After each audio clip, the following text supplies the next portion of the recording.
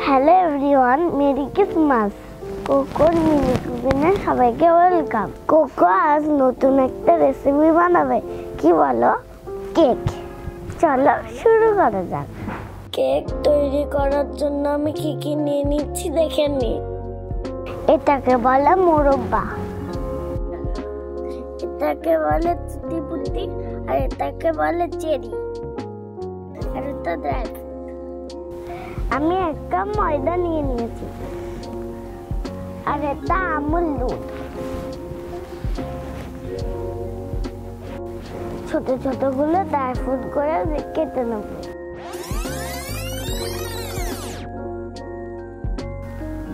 ফুটির দুধ দিয়ে সিদ্ধ করে নেব। আমি এখানে 5 মিনিট সিদ্ধ করে নিচ্ছি। তোমরা চাইলে 3 থেকে 4 ঘন্টা ভিজিয়ে রাখতে পারো। আমি কেক বানানোর জন্য নিয়ে নিয়েছি সূর্যমুখী তেল। তেল দিয়ে দেব। কেক তৈরির জন্য আমি প্রথমে একটা নিয়ে নিয়েছি ডিম। ডিমটাকে ভালোভাবে ফাটিয়ে নেব।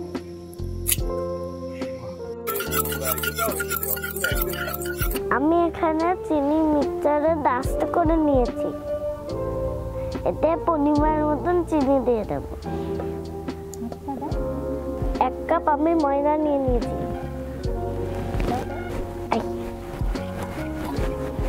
1 কাপ আমুল দুধ নিয়ে নিয়েছি। সবগুলোকে ভালোভাবে মিশিয়ে নেব। লবণ পরিমাণ মতন দিয়ে দেব। আমি এখানে লিকুইড আমুল দুধ ব্যবহার করছি। তোমরা চাইলে যে কোনো লিকুইড দুধ ব্যবহার করতে পারো। দেখো আমার বেটারের থিকনেসটা কেমন হয়েছে। আমি ড্রাই ফ্রুটগুলো এর ভিতরে অ্যাড করে দেব। দিয়ে দিলাম ভ্যানিলা, দিয়ে দেব বেকিং পাউডার, 1 চামচ ভিনিগার দিয়ে দেব, দিয়ে দেব বেকিং সোডা। 10 থেকে 15 মিনিট আমি এই বেটারটাকে ফাটিয়ে নিয়েছি। এই বাটিতে আমি কেকটা বানাবো। এই বাটিটা আমি ভালো করে অয়েল পেন্ট করে দেব। আমি আর নিচে কলার পাতা দিয়ে দেবো। এটা প্লেন করে দেব। এটাকেও আমি একটু ভালো করে তেল মাখিয়ে নেব। আমি পেপারটা কেটে নিয়েছি। কেটে নিয়ে পেপারটা বাটির চারিপাশে লাগিয়ে দিলাম। সেটাকে ভালোভাবে অয়েল পালিশ করে দিলাম। এখানে চাইলে তোমরা বাটারও ব্যবহার করতে পারো।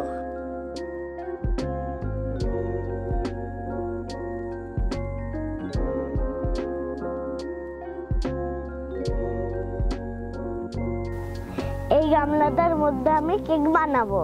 তার জন্য আমি লবণটা গামলার মধ্যে করে গরম করে নেব। লবণের জায়গায় বালি দিয়েও করা যায়। আমার কাছে এখন লবণ আছে, ওর জন্য লবণ দিয়ে করছি। এখন তো আমার কাছে বালি নেই। লবণটাকে আমি ভালোভাবে গরম করে নিয়েছি। আমি স্ট্যান্ডটা লাগিয়ে দেব। স্ট্যান্ডটা দেখুন কিভাবে বসিয়ে নিয়েছি। এর উপরে আমি কেকের বাটিটা বসিয়ে দিয়েছি। দাদা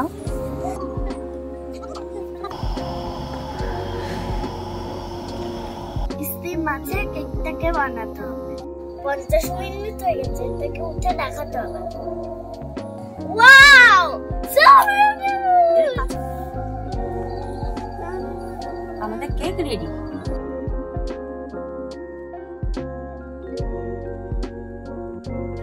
ওয়াও, সফটি সফটি।